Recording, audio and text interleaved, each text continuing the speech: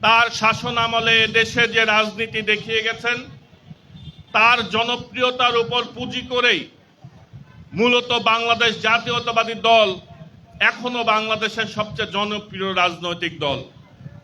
তার সততা, তার দক্ষতা, তার দূরদর্শিতা আমাদেরকে এখনো এমন একটি রাজনৈতিক দলের কর্মী হিসাবে অহংকারের সাথে আমরা বলতে পারি যে আমরা এমন একটি দল করি যে দলের প্রতিষ্ঠাতা রাষ্ট্রপতি শহীদ জিয়াউর রহমান।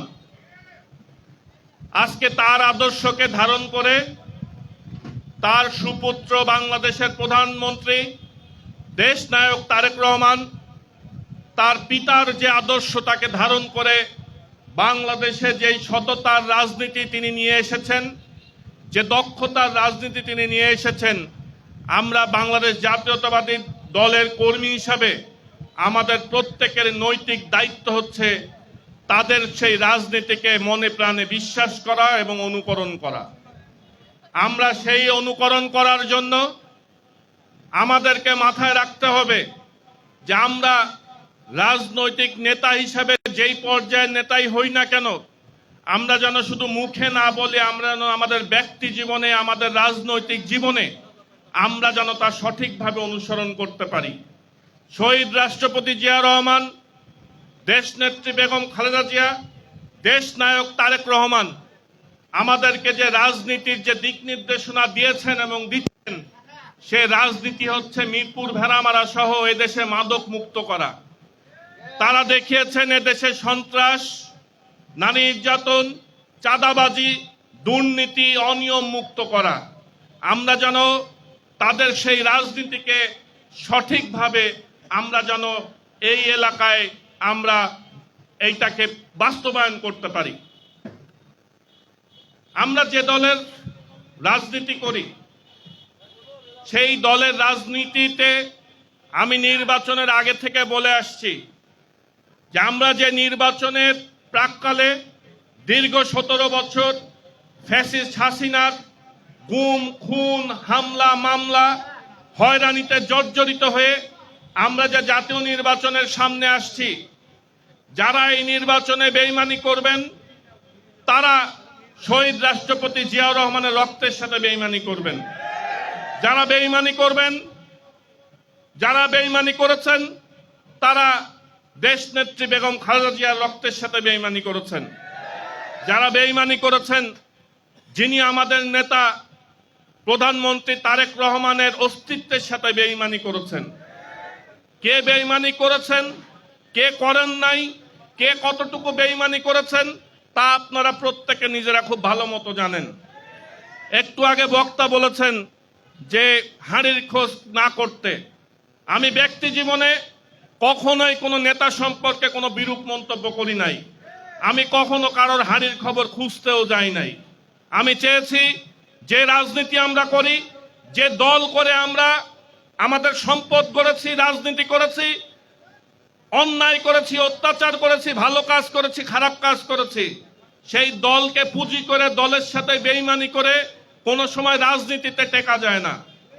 আজকে যেই পরিস্থিতি, যেই পরিবেশ আমরা দেখেছি, আমি প্রত্যেকটা গল্পের প্রত্যেকটা শব্দ খুব ভালো মতো জানি, কিন্তু সেই অভ্যাস আমার কখনো নাই। যে কারণে হাড়ির গল্প আগে বলেন, পরে বলেন, যেখানে বলেন, আপনারা যারা জানেন তাদের জায়গা থেকে এই গল্প একদিন মানুষের সামনে আসবে, সেটা আমি বহু আগে বিশ্বাস করেছি। সুতরাং সেই হাড়ির গল্প আপনাদের জায়গা থেকে এই গল্প আরো সামনে আসবে। আপনারা যেমন আল্লাহর কাছে বিচার চেয়েছেন, আমিও সবার বিচার, আমার নিজের যদি ভুল থাকে সেই বিচারও আল্লাহ করবেন।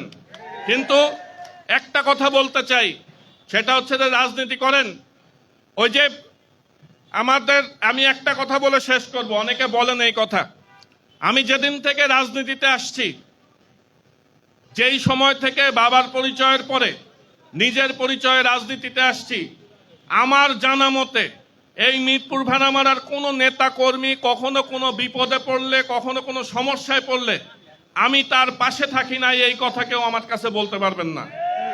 এখন এই যে ইব্রাহিম ভাই যেরকম বললেন যে দিনে 20 জনের কাছে ফোন করবেন, এই কি খবর, কেমন আছো, কেমন আছেন, ভালো আছি, ফোন রাখলেন, এই অভ্যাস আমার কখনো ছিল না। এখন মনে করেন আর একজন বললেন যে 20 বার ফোন করে কি কি যেন হয়। এখন এই কি কি হয় সেই অভ্যাস যদি আমার থাকতো তাহলে 20 বার না 20টা কল না 40টা করে কল করতাম। প্রশ্নটা হইল, যদি কারোর কোনো সমস্যায়, কারোর কোনো বিপদে, কারোর কোনো কাজে কখনো কোনো নেতা, এমনকি আমার অনেক বড় বড় সমালোচক, তারাও যখন কোনো বিপদে পড়েছেন আমার কাছে যখন বলেছেন, আমি এক কথায় তাদের সেই সমস্যার সমাধান করার চেষ্টা করেছি। একজন রাজনৈতিক নেতা হিসেবে আমি মনে করি এটা আমার দায়িত্ব। আমার অনেক সময় আমার সীমাবদ্ধতার কারণে অনেক সময় এই কথা সত্যি যে আমি প্রতিদিন ধরে ধরে হয়তো 20 জন 50 জনের কাছে কল করা আমার সম্ভব হয় না, কিন্তু আমি কারোর কাজে, কখনো কারোর সমস্যায়, কারোর কোনো বিপদে আমি পাশে থাকি নাই, এই কথা আমার কাছে যদি কেউ বলেন সেই কথা আমার জানা নাই। আমি তাই অনুরোধ করব, অনেক সময় আমি সহজ রাজনীতিতে বিশ্বাসী। আমি যে রাজনীতিতে বিশ্বাসী, শহীদ রাষ্ট্রপতি জিয়াউর রহমানের রাজনীতিতে বিশ্বাসী। আমি এই বেশি হাড়ির খবর কোথায় কি আসে না আসে এই কথা কম বুঝি, জানি সবই, কিন্তু বুঝি কম এবং বলি কম। এখন আমার একটা অনুরোধ আপনাদের কাছে, আমি নির্বাচনের আগেও আপনাদের বলেছিলাম যে যদি এই মিরপুর ভেড়ামারায় ধানের শীষ যদি বিজয়ী হয় তাহলে আপনারা তারপরও ঠেলাঠেলি করার অনেক সুযোগ পাবেন, কিন্তু ধানের শীষ যদি বিজয় না হয় তাহলে ধানের শীষের ঠেলাঠেলি, দলের মধ্যে যে ঠেলাঠেলি, তার সুযোগ আপনাদের থাকবে না।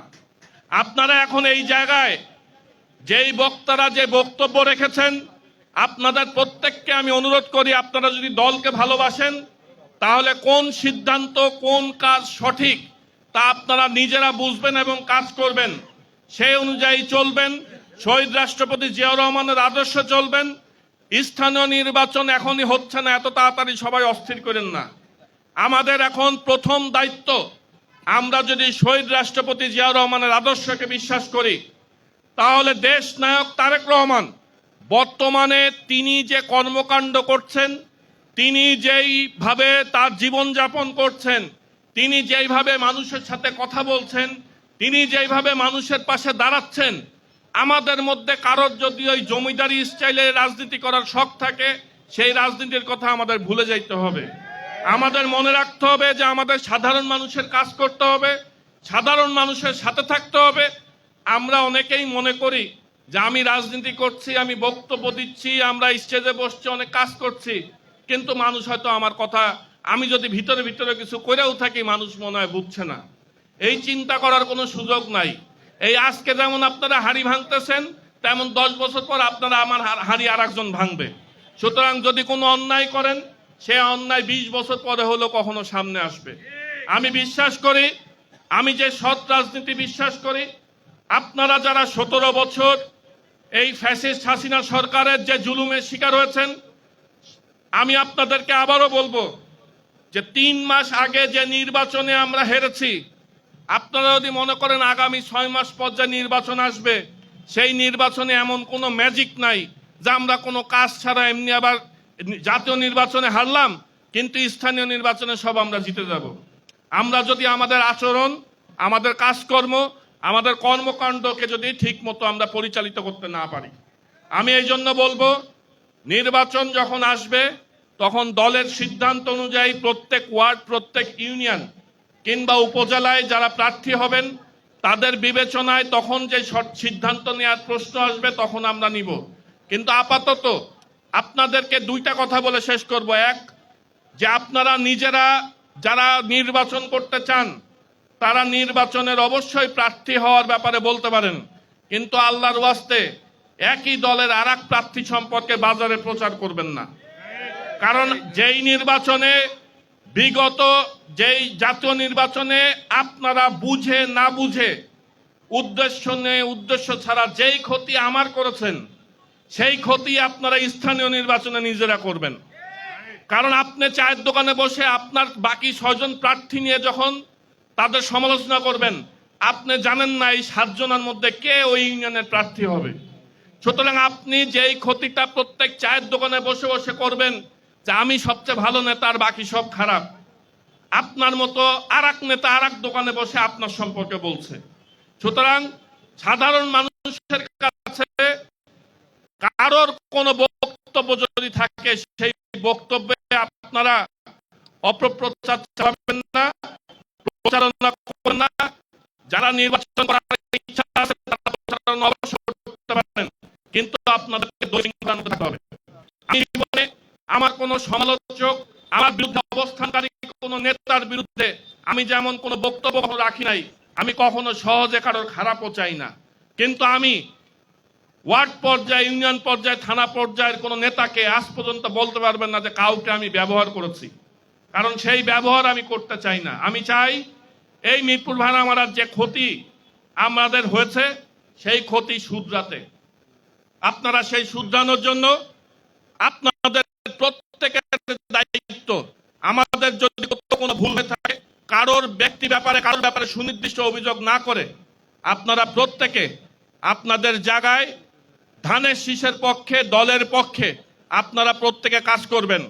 আপনাদের একটা কথা মনে রাখবেন, যেই দল পরিবারের বিয়েও অন্য দলের সাথে দেয় না, তার সাথে বন্ধুত্ব করে আপনাদের কোনো লাভ হবে না। সুতরাং বাংলাদেশ জাতীয়তাবাদী দল যদি থাকে তাহলে আমি এবং আপনি থাকবো, আর দলের অস্তিত্ব যদি না থাকে আপনারা যেদিক যে এরকম ঘোরাঘুরি করেন না কেন, কোনো লাভ হবে না।